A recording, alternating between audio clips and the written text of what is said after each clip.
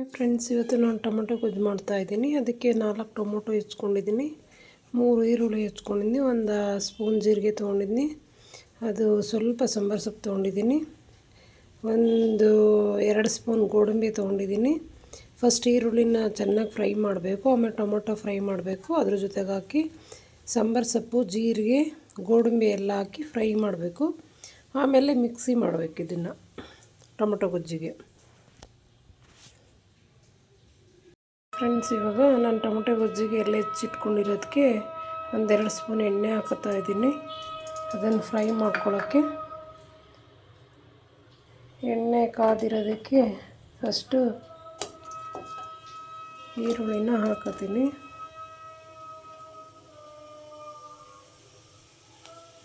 ಈರುಳ್ಳಿನ ಚೆನ್ನಾಗಿ ಫ್ರೈ ಮಾಡ್ತೀನಿ ನಾನು. ಸ್ವಲ್ಪ ಈರುಳ್ಳಿ ಫ್ರೈ ಆದಮೇಲೆ ಆಮೇಲೆ ಟೊಮೊಟೊ ಹಾಕೋತೀನಿ. ಎಲ್ಲ ಚೆನ್ನಾಗಿ ಹುರ್ಕೋಬೇಕು, ಈರುಳ್ಳಿ ಮತ್ತು ಟೊಮೊಟೊ, ಜೀರಿಗೆ, ಗೋಡಂಬಿ, ಸಾಂಬಾರು ಸೊಪ್ಪು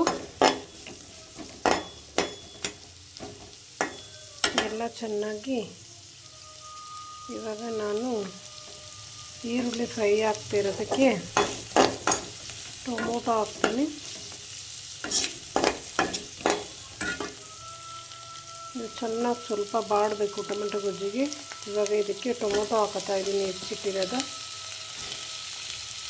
ಇದನ್ನು ಸ್ವಲ್ಪ ಚೆನ್ನಾಗಿ ಬಾಡಿಸ್ಕೊಂಡ್ರೆ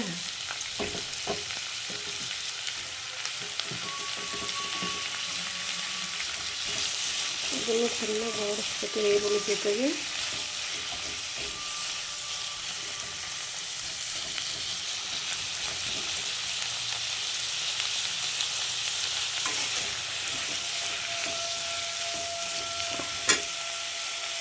ಇವಾಗ ಇದಕ್ಕೆ ಗೋಡಂಬಿ ಹಾಕೋತೀನಿ.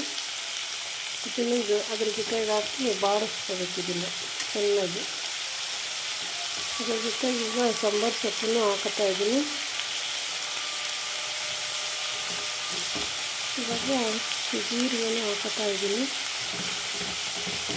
ಜೀರಿಗೆನೂ ಹಾಕ್ಕೊಂಡು ಚೆನ್ನಾಗಿ ಸ್ವಲ್ಪ ಬಾಡ ಹಾಗೆ ಎಲ್ಲದನ್ನು ಫ್ರೈ ಮಾಡ್ತೀನಿ. ಫ್ರೈ ಮಾಡಿ ಸ್ವಲ್ಪ ತಣ್ಣಗಾದ್ಮೇಲೆ ಟೊಮೊಟೊ ಗೊಜ್ಜಿಗೆ ಮಿಕ್ಸಿ ಮಾಡ್ಕೊತೀನಿ.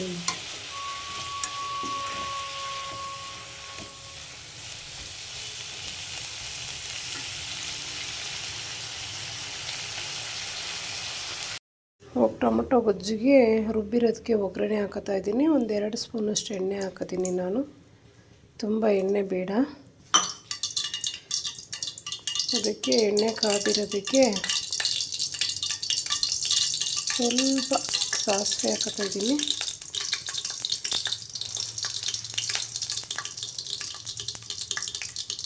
ಅದಕ್ಕೆ ಇವಾಗ ಸ್ವಲ್ಪ ಕಡಲೆಬೇಳೆ ಹಾಕೋತೀನಿ. ಕಡಲೆಬೇಳೆ ಸ್ವಲ್ಪ ಚೆನ್ನಾಗಿ ಫ್ರೈ ಆಗಲಿ ಅದು. ಅದಕ್ಕೆ ಇವಾಗ ಸ್ವಲ್ಪ ಉದ್ದಿನಬೇಳೆ ಹಾಕೋತೀನಿ ನಾನು.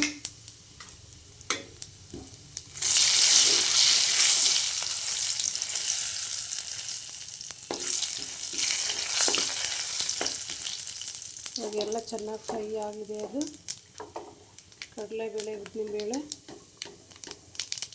ಅದಕ್ಕೆ ಇವಾಗ ರುಬ್ಬಿರೋದು ಹಾಕೋತೀನಿ ಇದನ್ನು.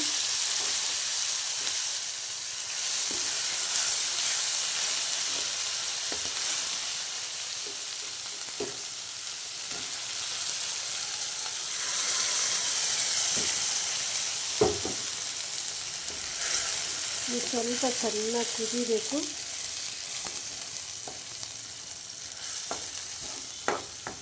ಸ್ವಲ್ಪ ಕುದ್ದಿರೋದಕ್ಕೆ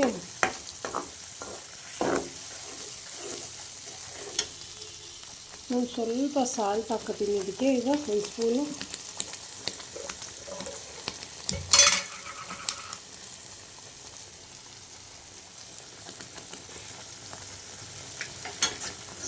ಸಾಲ್ಟ್ ಹಾಕಿ ಇದು ತುಂಬ ಚೆನ್ನಾಗಿ ಕುದಿಬೇಕಿದು. ಹಸಿ ಹಸಿ ಆದರೆ ಟೊಮೆಟೊ ಗೊಜ್ಜು ತಿನ್ನೋಕ್ಕಾಗಲ್ಲ.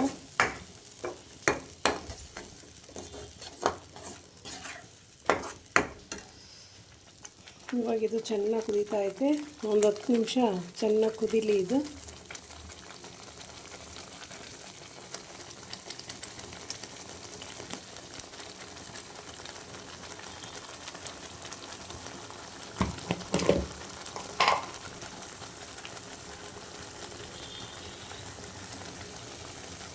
ಇದಕ್ಕೀಗ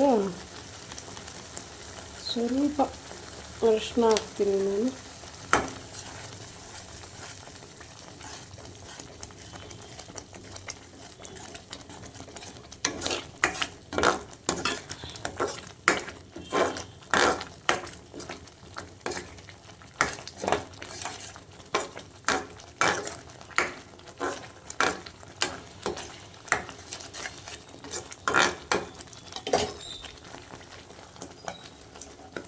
ಇವಾಗ ಟೊಮೆಟೊ ಗೊಜ್ಜು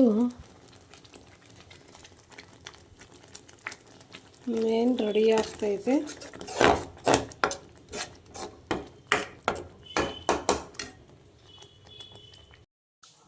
ಟೊಮೆಟೊ ಗೊಜ್ಜು ರೆಡಿಯಾಗಿದೆ. ಇದು ದೋಸೆ, ಪಡ್ಡು, ಅನ್ನಕ್ಕೆ ಹಾಕ್ಕೊಂಡು ಊಟ ಮಾಡ್ಬೋದು. ತುಂಬ ಚೆನ್ನಾಗಿ ಬಂದಿದೆ. ನೀವು ಒಂದು ಸಲ ನಿಮ್ಮ ಮನೇಲಿ ಟ್ರೈ ಮಾಡಿ.